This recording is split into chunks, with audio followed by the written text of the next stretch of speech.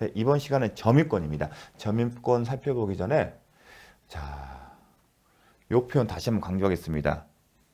요게 기출 지문이에요.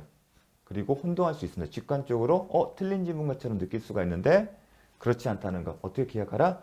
등기의 목적, 공시의 범위는 현재의 권리 상태에 부합하면 된다. 따라서 그 과정이나 태양까지 제대로 공시할 필요 없다. 그거 기억해 주시면 잘 나옵니다. 또 하나 7번 소유권 보존 등기였죠. 단독 신청이다. 즉 소유권 이전 등기는 공동 신청이기 때문에 추정력의 정도에 있어서 더 강하고 추정력이 번복되는 정도도 이전 등기에 더 어렵다. 따라서 보존 등기는 어떤 경우에 추정력이 깨진다? 원시 취득이 아닌 경우. 보존 등기는 원시 취득이거든요. 처음 취득하는 거잖아요. 따라서 원시 취득이 아닌 것이 밝혀진 경우는 추정력이 깨어집니다. 자, 그래서 명의자가 양수를 주장하고 있어요. 양수를 주장하고 게다가 플러스 전 소유자가 양도 사실을 부인하고 있어요. 나 양도한 사실이 없어. 왜 이런 표현이 들어갔냐면 미등기 건물을 양도했을 때 원칙적으로는 보존 등기를 하고 양수인, 매수인 앞으로 이전 등기를 해줘야지만 그런 등기 경사상 생략을 한 경우 있죠. 이전 등기를 해야지만 보존 등기한 경우에도 현재 권리 상태에 부합되면 그 등기의 유효성을 인정할 수 있다. 뭐라고 배웠죠? 실체적 권리관계 부합 이론. 따라서 전 소유자가 맞아 내가 양도한 사실 인정하게 되면 추정력이 계속 유지되는 겁니다. 왜냐하면 실체적 권리관계에 부합되기 때문에. 하지만 부인하고 있기 때문에 이건 원시 취득이 아닌 것이 밝혀진 거죠. 이거 원시 취득이 아니구나. 그래서 등기 추정력이 깨어진다는 겁니다. 양도사실 부인하기 때문에. 자, 그거 잘 기억을 하셔야 합니다. 그 지문 자체를 제가 다시 강조하는 뭐냐면 쉬운 지문은 아니에요. 확 와닿지가 않습니다. 양수하였다고 주장했고 양도사실을 부인했다. 이게 왜 들어갔을까요? 바로 실체적 권리관계 부합이론 때문에 그렇습니다. 기억나십니까? 다시 한번 복습해 보십시오. 실체적 권리관계 부합이론이 적용되는 사례. 자, 다시. 그러면 이제 점유권 보겠습니다. 점유권이란 물건은 사실상 지배하는 겁니다. 사실상. 이런 겁니다. 이 펜 누가 갖고 있니? 했을 때 제가 갖고 있습니다. 근데 누군가 묻습니다. 여러분이 찾는데 왜 강사님 그걸 갖고 있죠? 강사님 갖고 있는 이유가 뭐죠? 강사님이 그 펜을 갖게 된 근거가 뭐죠? 이거 제 건데요. 제 거라면 소유권이죠. 그게 뭐다? 점유할 수 있는 권리. 그 점유를 제가 갖고 있습니다. 그 점유를 적법하게 만드는 근거, 권리. 그게 점유할 수 있는 권리입니다.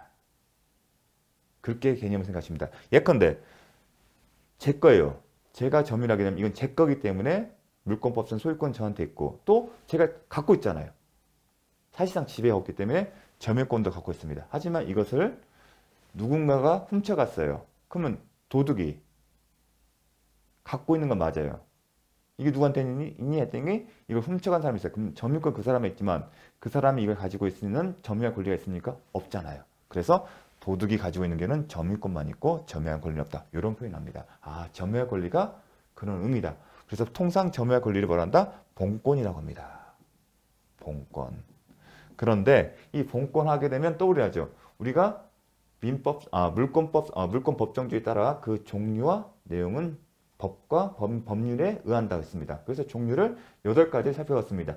점유권, 그 다음에 본권에 해당되는 소유권, 그 소유권의 제한물권, 제한물권은 용의물권, 용의물권은 지상권, 지역권, 전세권, 담보물권에는 유치권, 질권, 저당권, 총 8개의 권리가 있습니다. 그런데 그 본권에는 민법상 7가지, 점유권을 제외하는 나머지 7개의 물권을 뜻하는 그 본권을 의미와 반드시 같은 거 아닙니다. 왜냐하면 임차권도 있거든요. 점유할 수 있는 권리는. 근데 임차권은 채권이에요. 따라서 우리가 알고 있는 그 법정주에서 배웠던 그 본권과보다는 좀 더 넓은 개념입니다.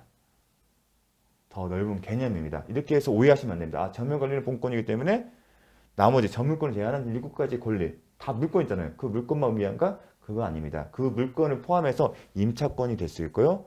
아니면 임차권 아닌 다른 권리들도 포함될 수 있습니다. 그렇게 좀 넓은 개념이라는 거 혼동하시면 안 됩니다. 또 하나, 그러면 본권들 7가지 물권 중에서 기억해 뭐냐면 점유를 전제하는 권리도 있죠. 물권 중에서 용익물권이요. 용익물권은 사용 수익하려면 점유를 합니다. 그렇죠. 점유를 하게 되면 지상권 전세법 같은 경우는 점유를 하기 때문에 부동산을 인도받아 사용하기 때문에 점유의 표현이 맞습니다. 하지만 담보물권을 보겠습니다. 담보물권의 유치권. 유치권은 점유를 전제하기 때문에 유치권도 여기에 해당될 겁니다. 점유를 하니까요. 점유할 수 있는 거라면 점유 자체를 갖고 있어야 하는 겁니다. 그것도 아셔야 합니다. 본권 중에서 점유를 전제하는 개념이다. 당연히 유치권 점유가 있어야만이 유치권 발생이 되기 때문에 유치권 여기 해당되는 겁니다. 저당권은요. 저당권은 교환가치만 파악하는 거고 점유는 누구한테 있냐면 소유자, 즉 저당권을 설정해 준 사람한테 있습니다. 저당권자에게 있지 않습니다. 그렇기 때문에 우리가 점유한 권리를 할 때 과연 저당권은 원칙적으로 해당되지 않을 겁니다. 그러니까 점유할 권리, 거기는 점유를 수반한다는 그런 개념이 있어야 합니다. 왜 이런 걸 개념은 나중에 이러한 개념 때문에 나오는 게 뭐냐면 저당권에는 점유를 수반하지 않기 때문에 즉 소유자가 저당권 설정자고 대부분요. 저당권 설정자가 계속 목적물 점유해서 사용을 할 수 있고 그러다 보니 담보를 잡은 부동산 저당 목적물에 훼손이나 소멸된 염려가 있는 거고 아니면 제3자에게 지상권 용익물권 설정할 수 있습니다.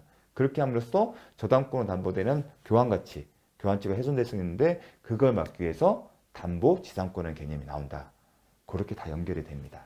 그래서 점유할 권리 시험에 이런 걸 내용을 묻진 않지만 앞으로 공부하실 때 그런 의미라는 것은 어느 정도 갖고 계셔야 합니다. 점유권과 점유할 권리. 나중에 점유할 권리 어디서 표현이 나냐면 213조 단사할 때도 점유할 수 있는 권리가 나옵니다. 213조는 소유자가 점유 상대로 반환을 청구한다 할 수 있다. 다만 점유자에게 점유할 권리가 있을 때는 그렇지 않다. 그런 표현이 나옵니다. 그럴 때 점유할 권리는 유치권도 있고 지상권도 임차권도 다 포함이 됩니다. 자, 점유권의 취득과 소멸. 사실이에요. 취득은 사실상 지배를 하게 되면 취득을 하는 거고 소멸은 지배를 상실하면 없어지는 겁니다. 예컨대 이게 제 거예요. 누군가 훔쳐가면 제가 사실상 지배를 안고 있기 때문에 점유권이 상실됩니다. 그게 상실 개념이에요.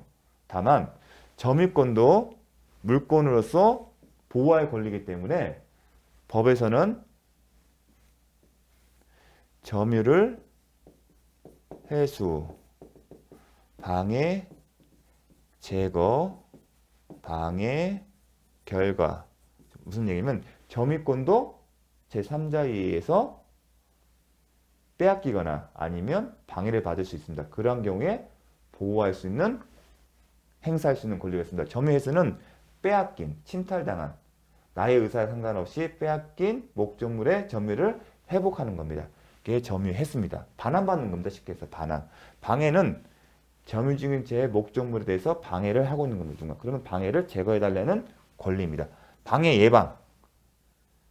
침해의 염려가 있기 때문에 지금 당장 침해를 한 거지만 조만간 침해될 가능성이 개연성이 높은 경우는 방해를 예방해달라는 그런 권리가 있습니다. 이게 점유권의 보호 수단입니다. 그 중에 뭐냐면 점유해수, 빼앗긴 걸 다시 찾는 경우. 즉 다만 204조의 규정에 의해서 점유를 해소한 때, 즉 빼앗긴 것을 다시 돌려받았을 때는 어떻게 된다? 소멸되지 않는다. 사실상 지배를 빼앗기면 소멸되지만 나중에 찾은다. 예컨대 제3자가 제 거 훔쳐갔어요. 제가 이것을 회수했어요. 그렇다면 그 잠깐의 시간 동안에도 소멸된 것으로 보지 않겠다는 겁니다. 그런데 이렇게 횟수한테 그러하지 않다는 의미에 대해서 심화적으로 시험이 나오지는 않습니다. 오히려 중요한 것은 이 경우입니다. 어떤 경우냐면 정말 이건 중요합니다. 여러분. 자, 지금 점유는 사실상 개념이고 사실상 지배를 했어요. 그래서 토지가 있고 건물이 있어요. 그렇다면 이 토지를 점유하고 있는 자가 누굴까가 하나의 쟁점입니다. 근데 이 건물에 관해서 이해관계인이 있을 수가 있죠. 성생하면 이 건물의 소유자가 있을 수 있고, 아니면 이 소유자가 이 건물을 제3자에게 임대할 수도 있죠. 그래서 뭐 용의물권을 취득한 사람, 전세권을 갖고 있을 수도 있겠죠. 전세권을 가지고 있는 사람, 아니면 임대차 계약에서 임차권을 가지고 있는 사람이 있을 수도 있겠죠. 그 밖에 뭐 무단으로 가지고 점유한 사람도 있을 수도 있고요. 무단으로 건물 사용자도 있고, 이런 식으로 이 건물에 대한 사용자는 우리가 이 이상으로 소유자, 전세권자, 임차권자, 무단 건물 사용자 등 여러 가지 유형이 있었습니다. 이 경우에 과연 이 토지를 점유한 사람을 누구로 볼지가 상당히 실무적으로 있습니다. 사실상 지배를 개념한다면 이 건물을 사용하는 것에 포인트를 줄 수도 있겠죠. 사실상 지배를 한다는 것은 내가 이 건물을 사용한다는 거 아니겠습니까? 그렇게 되면 이 건물 현재 누가 사용하는지를 소유자보다는 이 건물을 쓰고 있는 사람이 점유자가 아닐까 하는 게 직관적으로는 맞을 것 같습니다. 그런데 그렇게 되면 실무상 문제가 되는 경우가 많습니다. 어떤 경우냐면 토지와 건물의 건물의 소유자 다름에 항상 생각했죠. 건물의 소유를 위해서 토지 사용권이 있는지를 살펴보랬죠. 토지 사용권이 있으면 큰 문제가 없는데 토지 사용권이 없으면 토지 소유자가 어떤 걸 이제 회복을 받아야겠죠. 이 토지를 회복받는 방법이 뭐냐면 건물을 철거하고 돌려받아야 돼요. 이 상태에서 토지를 돌려받는다는 것은 어떤 모습이 되냐면 이 상태로 오는 거예요. 건물이 철거돼서 이 상태로 돌려받는 거예요. 이 상태에서 토지를 돌려받는 것은 이 건물을 철거하고 토지를 명도받는 겁니다. 이게 토지의 경우, 이러한 경우에 토지를 돌려받는 겁니다. 소유자가. 그럼 이 건물을 철거하는 것까지 포함되는 개념입니다. 그런데 이거를 전세권자, 임차권자, 무단 건물 사용이 철거를 할 수 있습니까? 이런 어떤 실무적인 쟁점들이 이 안에 내포되어 있는 겁니다. 그래서 여러 가지 실무적인 어떤 쟁점, 그리고 토지 소유자 입장에서 전세권자, 임차권자를 해서 승소하더라도 과연 명도받을 수 있지. 또 임차권자들은 또 비협조적인 자기가 아니기 때문에 그런 어떤 현실상, 그 다음 민사집행성의 강제집행 등 여러 면들을 고려해서 대법원 판례는 건물의 소유자가 토지의 점유자로 보고 있습니다. 그렇기 때문에 그러한 사정이 있기 때문에 이 파트가 잘 나옵니다. 그래서 토지의 점유자는 누구다?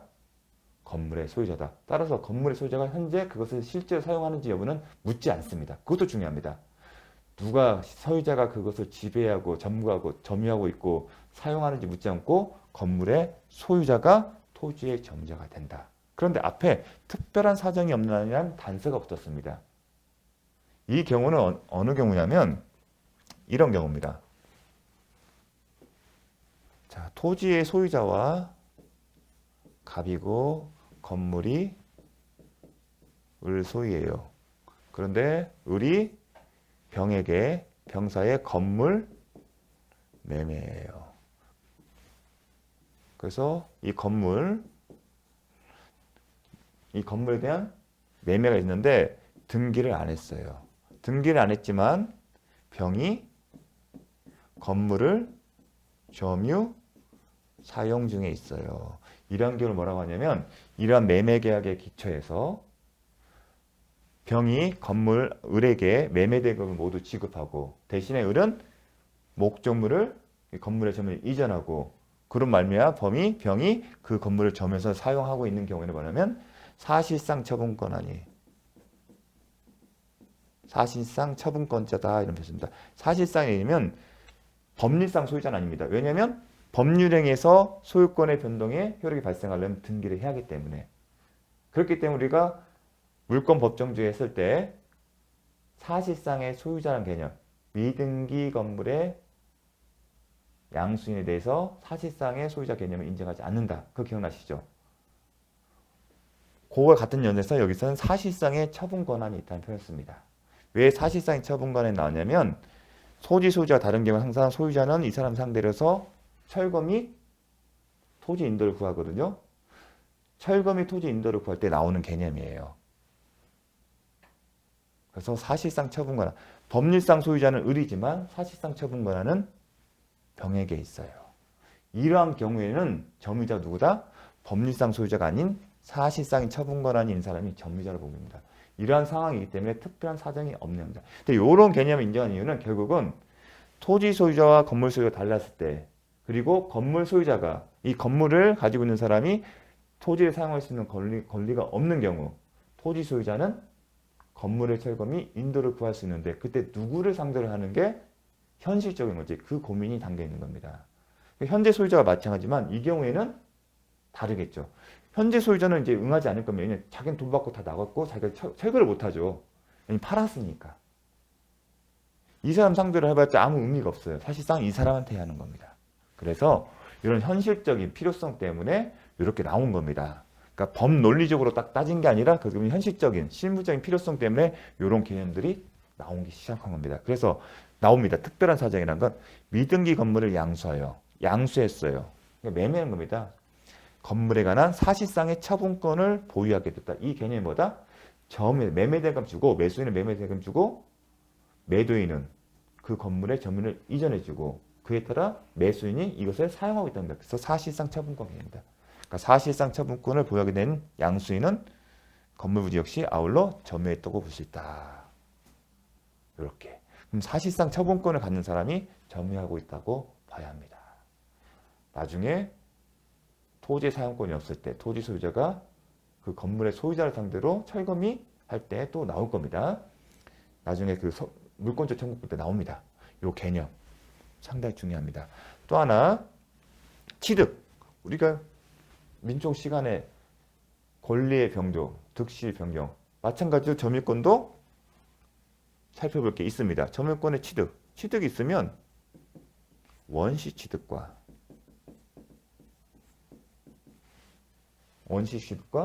이전 취득, 승계 취득이 있겠죠.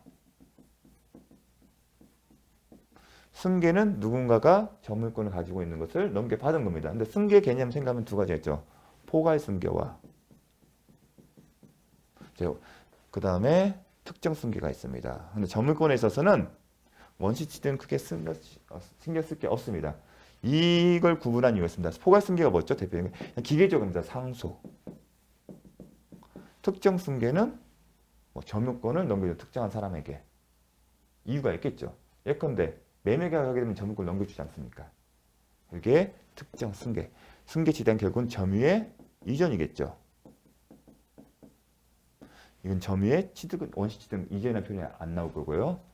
포괄 승계가 특례 승계입니다. 그런데 요 경우에 차이점이 중요한 차이점이 있습니다. 그게 뭐냐? 다음 배우겠습니다. 상속과 관련된 건데 자, 첫 번째 상속의 경우에는 좀 특이한 게 있습니다. 어떤 경우냐면 갑이 점유를 해요. 점유권이 있었어요. 쭉 왔겠죠. 갑이 사망을 했어요. 갑이 점유하고 있는 토지예요. 토지. 그러면 이 갑에게는 사망하게 되면 항상 상속인이 존재하겠죠. 그럼 이 점유권, 이 점유 자체는 어떻게 될까요? 쟁점됩니다. 왜 쟁점될까요?